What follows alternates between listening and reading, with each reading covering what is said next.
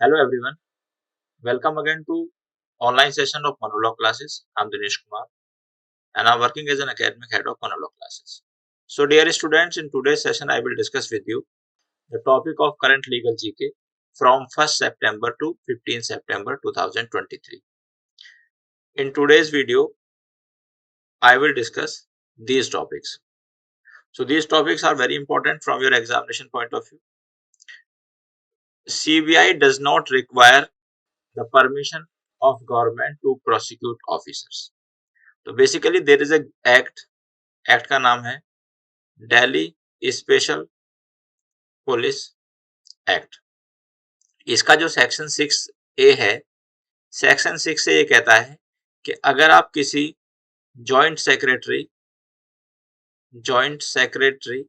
या उससे ऊपर के अधिकारी को क्रिमिनल केस में या करप्शन के केस में सीबीआई प्रोसिक्यूट करना चाहती है तो सीबीआई को भारत सरकार की परमिशन लेनी पड़ेगी बिफोर द प्रोसिक्यूशन। उसको प्रोसिक्यूट करने से पहले भारत सरकार की परमिशन लेनी मैंडेटरी है, ऐसा ये सेक्शन 6 कहता है। ठीक है, लेकिन जब इस सेक्शन की कॉन्स्टिट्यूशनल वैलिडिटी को चैलेंज किया गया 2014 में सुब्रमण्यम स्वामी case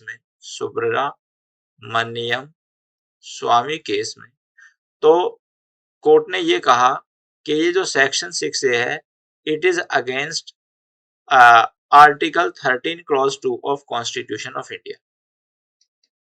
article 13 clause 2 of constitution of India. अब what is this constitution of India? Constitution of India क्या कहता है? कॉन्स्टिट्यूशन ऑफ इंडिया ये कहता है कि article 13 clause 2 constitution of India कहता है कि पार्लियामेंट कोई ऐसा कानून नहीं बनाएगी जो किसी भी प्रकार से लोगों के फंडामेंटल राइट को वायलेट करे या कम करे। और अगर पार्लियामेंट ने ऐसा कोई कानून बनाया है तो वो कानून नल एंड वॉइड होगा। तो ऑनरेबल सुप्रीम कोर्ट ने इस ग्राउंड पर सेक्शन 6A को नल एंड वॉइड डिक्लेयर कर दिया। उसके बाद क्या होता है? अब क्वेश्चन ये था कि जो सेक्शन 6 है क्या इसका रेट्रोस्पेक्टिव इफेक्ट है या इसका प्रोस्पेक्टिव इफेक्ट है? कौन सा इफेक्ट है?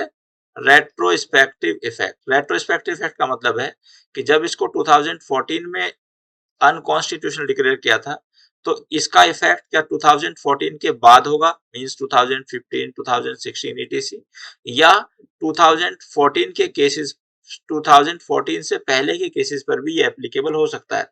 तो इस रिगार्ड में सुप्रीम कोर्ट ने ये कहा, इस मामले में सुप्रीम कोर्ट ने कहा कि इसका जो इफेक्ट है वो रेट्रोस्पेक्टिव है। इसका मतलब क्या है कि अगर किसी पर्सन ने, किसी ऑफिसर ने जो कि जॉइंट सेक्रेटरी या उससे अबव लेवल के हैं और उन्होंने 2014 से पहले कोई ऑफेंस किया है, करप्शन किया है, तो उनके लिए भी सीबीआई उनको प्रोसिक्यूट कर सकती है और सीबीआई को सेंट्रल गवर्नमेंट की परमिशन लेने की आवश्यकता नहीं है।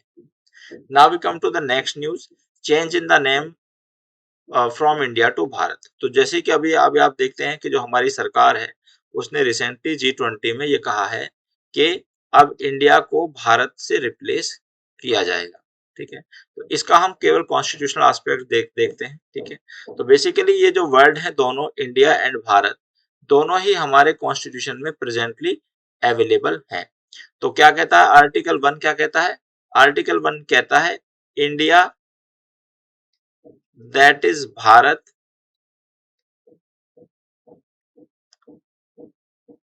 shall be a union of state, shall be union of state। India जो कि भारत है यूनियन ऑफ स्टेट होगा। तो कॉन्स्टिट्यूशन के आर्टिकल 1 में ये दोनों नाम दिए गए हैं। अब अगर भारत सरकार इसको ऑफिशियली चेंज करना चाहती है तो गवर्नमेंट ऑफ इंडिया को आर्टिकल 368 के अनुसार आर्टिकल 1 में अमेंड करना होगा, क्योंकि पार्लियामेंट के पास अमेंडिंग पावर है आर्टिकल 368 में, और जब वो अमेंड कर देगी तो it will be deemed to be officially change this name. Now we come to, अभी एक न्यूज थी हाई कोर्ट का ऑर्डर था जिसमें हाई कोर्ट ने कहा था कि जो मेंटेनेंस का पर्पज ये नहीं है कि आइडियल लोगों की फोर्स क्रिएट करना। ठीक है, तो इस पॉइंट ऑफ व्यू से हम मेंटेनेंस का टॉपिक आपके साथ डिस्कस कर रहे हैं। सो मेंटेनेंस का जो टॉपिक है मेंटेनेंस से संबंधित प्रोविजंस सीआरपीसी के सेक्शन 125 में मिलते हैं, सेक्शन 125 ऑफ सीआरपीसी। ठीक है, अब सेक्शन 125 सीआरपीसी क्या कहता है? Order for maintenance of wife, children and parent. तो यहाँ पर 3 लोग कवर किए गए हैं, वाइफ, चिल्ड्रन और पेरेंट्स।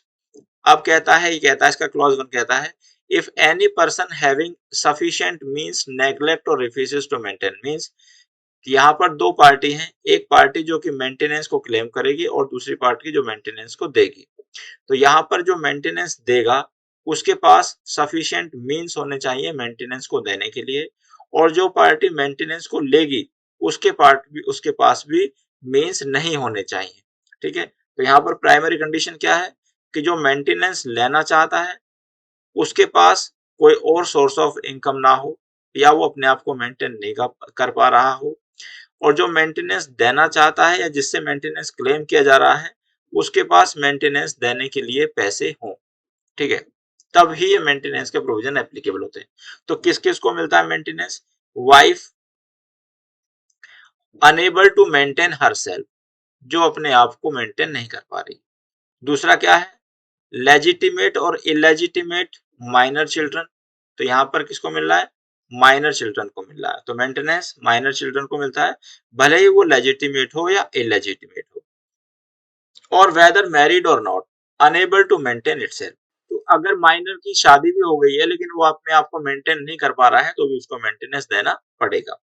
थर्ड है हिज लेजिटिमेट और illegitimate child not being a married daughter who has attained the majority, where such child is by reason of any physical या mental abnormality or injury unable to maintain herself। तो अगर कोई child है जो कि married daughter नहीं है, क्योंकि मैरिड डॉटर होने के बाद उस डॉटर को मेंटेन करने की ड्यूटी उस डॉटर के हस्बैंड की होती है, ना कि पेरेंट्स की। तो primary duty lies upon the husband.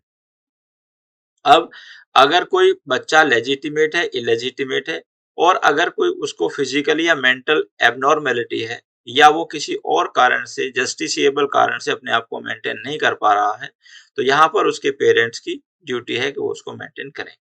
His father mother unable to maintain himself और हरसेल्फ। तो यहाँ पर अगर किसी के पेरेंट्स यानी कि मदर या फादर अपने आप को मेंटेन नहीं कर पा रहे हैं तो उनके सन या डॉटर की ड्यूटी है कि वो उनको मेंटेन करें।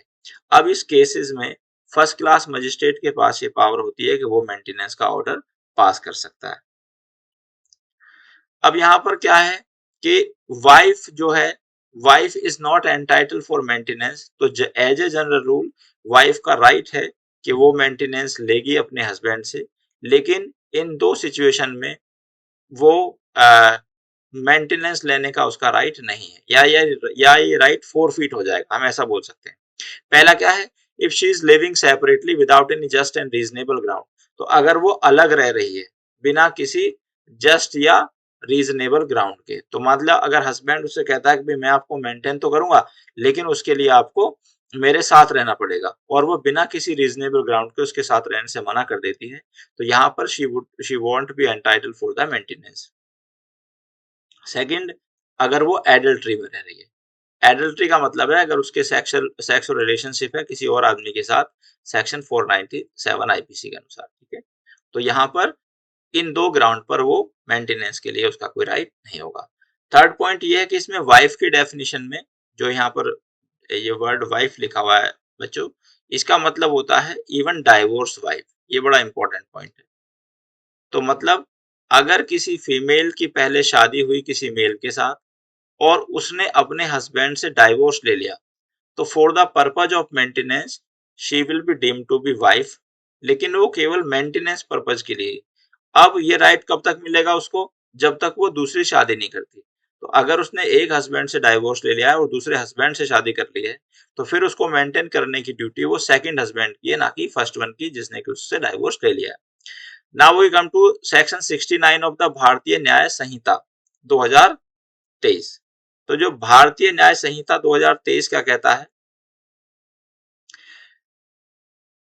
अब जैसे कि आपको पता हो कि ये जो बिल है ये आईपीसी को रिप्लेस करेगा, तो इसका जो सेक्शन 69 है ये बड़ा इंपॉर्टेंट है।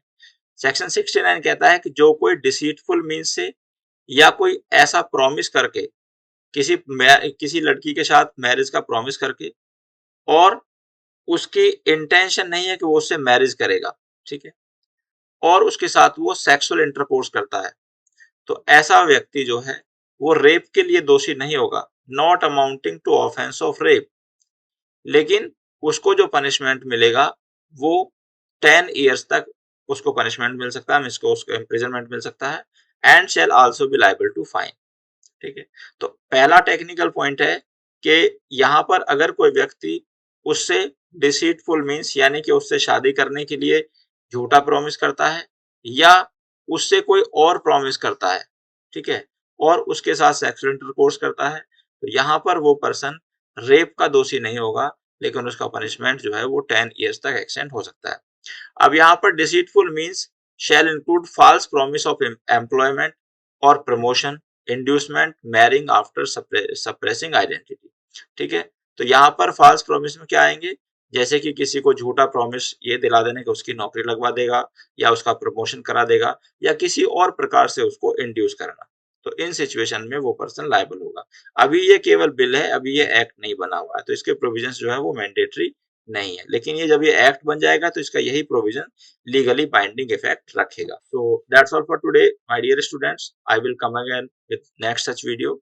Till then, thank you very much, good bye.